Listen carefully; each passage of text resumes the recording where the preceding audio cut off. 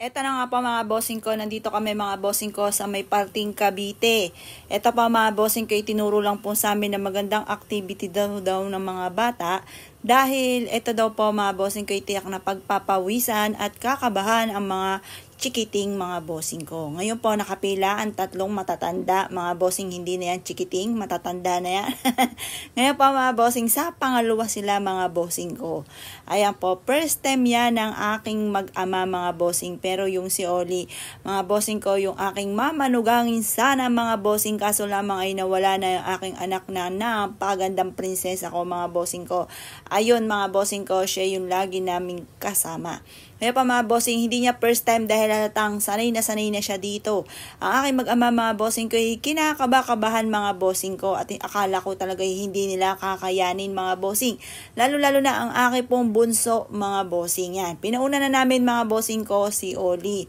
Tapos ito na yung aking bunso mga bossing ko, ay talaga namang abot ang aking kaba at tawag sa mahal na Panginoon na gabayan ng aking anak mga bossing ko dahil first time na mangyayari po sa kanya ito mga bossing. Ngayon pa mga bossing, ako na may natuwa dahil kinaya po niya at hindi siya umatras mga bossing. Kaya parang proud ako sa aking anak mga bossing ko. Palakpakan po tayo dyan. Yay, yay, yay. Dahil siya po mga bossing ko ay yun nga po ay kinaya po ito mga bossing. Medyo matayog din po ito. Mataas po ito mga bossing. Eto na ang pagkakataon at first time na naganap po sa kanya mga bossing. Kaya nung sinabi sa akin ni Recominda na pumasyal dito at tiyak na pagpapawisan ng mga chikiting ay ura-urada mga bossing kung nagpunta po kami dito mga bossing. Winays lang po namin ito mga bossing ko at ang dinala kami ng waste mga bossing ko sa libleb mga bossing at akala namin walang katapusan na kalsada mga bossing at akala namin ay narong turn na kami mga bossing ko dahil talaga naman libleb dito sa Cavite itong lugar na ito mga bossing ko. Ewan ko lamang dahil first time namin na nagpunta kaya ganun ang aking pakiramdam mga bossing. Yan, uurong na sana kami dahil parang walang katapusan ng pagdadrive mga bossing. Ngayon pa mga bossing, ayan na yung aking anak talaga namang sobra-sobra't hanep-hanep ang kabog ng aking dibdib mga bossing ko. Ako ay, pero huwag kayo mag-alala dyan mga bossing kasi ang daming mga bantay dyan mga bossing. May nag-aabang din na lalaki sa taas mga bossing ko at meron din kawit siya sa may bewang po niya. In case na siya po ay biglang nahulog, dumulas ang paa, hindi naman po siya mahuhulog mga bossing. Yan, may nag-aabang na lalaki dyan sa taas mga bossing ko at ina-assist din ang aking pong anak mga bossing. Marami naman nag-a-assist kagaya yung tatlong yan mga bossing, yung dalawang yan, tsaka yung nasa taas. At syempre pangatlo or pang-apat itong aking mister mga bossing yan. Sa mister ko ako hindi kinakabahan dahil matanda na yan. Alam kong kayang-kaya niya yan. Yung sa aking bunso dahil first time ito mga bossing ko na nakakit siya po doon mga bossing. Sa unay kinakabahan pero nung ending nandun na sila, picture sila sa taas, hindi na po siya kinakabahan mga bossing. Tapos sa pagbaba, doon lang tayo medyo kinabog din mga bossing ko dahil gusto niya sa hagdanan na lang dito sa gawing kaliwa may hagdanan. Kapag hindi talaga kinaya dito sa lubid mga bossing ko. May technique daw po parang itutulak mo yung sarili mo, patalon-talon ka dito sa mismong kahoy na kawayan mga bossing. Ayan pa mga bossing yan. Di alam na anak ko kung saan dadaan dahil nakita niya medyo malaki yung butas, yung mismong nasa taas na yan mga bossing ko. Pero na nandun na siya, ina-assist naman siya ng Kuya Oli po niya at nung lalaki doon sa taas. Yun, wala na rin po ang kanya pong kaba mga bossing. Ako po waiting dito sa baba at ako'y duwag din mga bossing, dusong din po ako pagdating po dyan. Dahil pagdating nga mga bossing ko doon sa hanging bridge na pagkahaba-haba at pagkatapos sa gitna mga bossing ko ay may salamin pa mga bossing. Diyos ko po, lalo akong nalula ay talagang hindi ako tumuloy kahit ako'y nagbayad ng 200 ay hindi po ako tumuloy dahil talagang ako'y nalulula at first time din po sa akin na nangyari po yon mga bossing. Yan, ina-assist naman siya ng Kuya Oli po yan dyan. Sa una daw po ay medyo talaga nakakakaba. Yan yung mister ko mga bossing ko. Hindi ko to inaalala dahil alam kong kayang-kaya po niyan. At yan naman po mga bossing, kahit payat po yan mga bossing ko dahil maalaga talaga yan sa katawan po niya. Yan po ay wala namang karamdaman. Kumbaga yung diabetes po niya mga bossing ko ay nasa boundary lang at ngayon ay normal na po mga bossing. Yan, kaya yan po'y gaganyan-ganyan. Akala niyo po'y payat pero malusog po yan mga bossing. Wala po siyang karamdaman na kahit ano mga mga bossing ko. Malakas ang pangangatawan po niyan mga bossing at malaki rin ang tenga po niyan. Mahaba ang kanyang buhay mga bossing. May sapusa po yan mga bossing ko. Siyam ang buhay po niyan or 8 mga bossing. Yan po mga bossing. Kaya hindi ako kinakabahan po dyan dahil alam kong kayang-kaya naman po niya ang sarili po niya. Yung sa aking bunso ay medyo ako kinabahan mga bossing ko at talagang abot-abot ang aking panalangin na kayanin po niya kasi first time po. Medyo matayog din po ito mga bossing. Kahit ako'y pilitin mo't bayaran mo ako hindi po lalarga dito at ako'y dusong sa matataas mga bossing.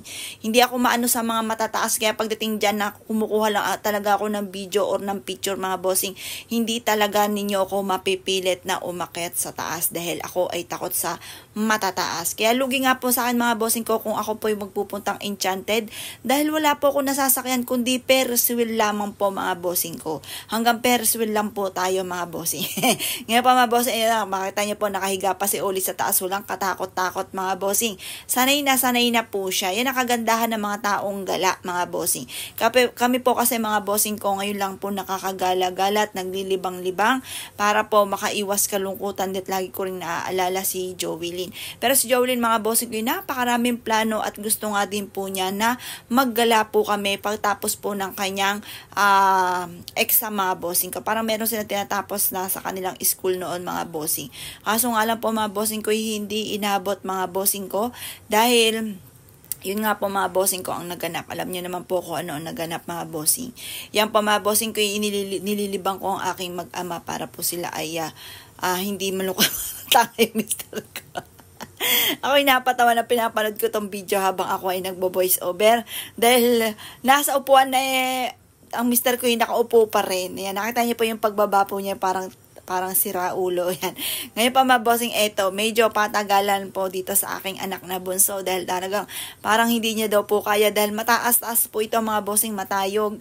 Ayan, dahil first time niya itong mangyari sa kanya ay talaga namang natatakot po siya. Parang pinipili pa nga po niya na maghagdanan na lamang po mga bossing ko.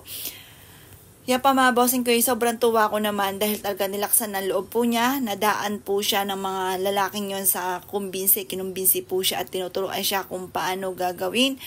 At kakapit daw po, wag lang hihigpitan yun doon sa may ayun, tinuturo ng anak ko, gusto daw po niya isa hagdanan na lamang kasi talagang matayog po ito mga bossing ko.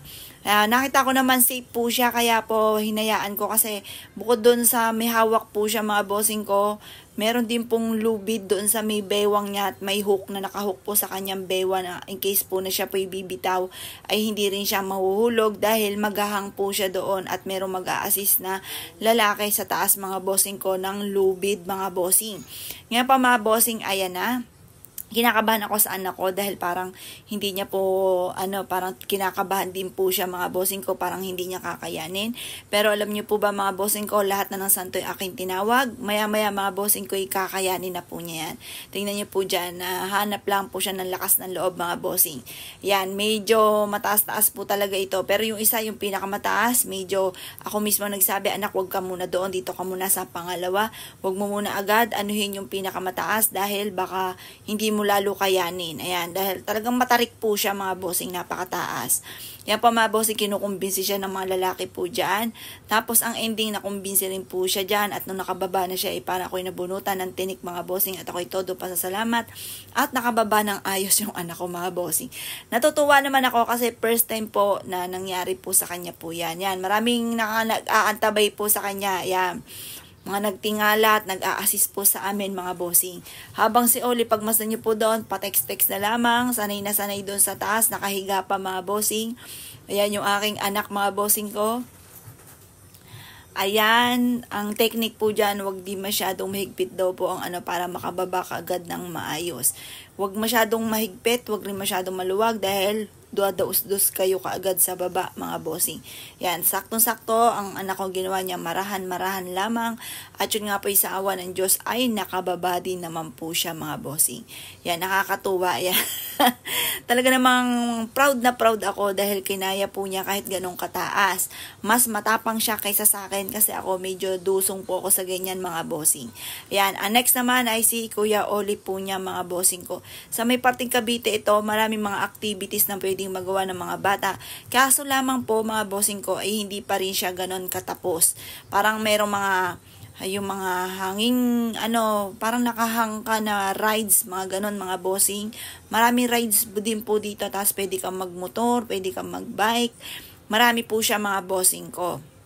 Ayan, ngayon ito naman si Oli, talagang sanay na sanay mga bossing ko, palibasay gala ang batang ito.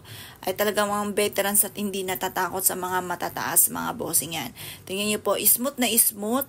Sanay na sanay siya, pinapadyak-padyakan niya pa yung mismong ayan Kaya mabilis po siyang nakakababa kasi ganun pala ang technique po doon mga bossing.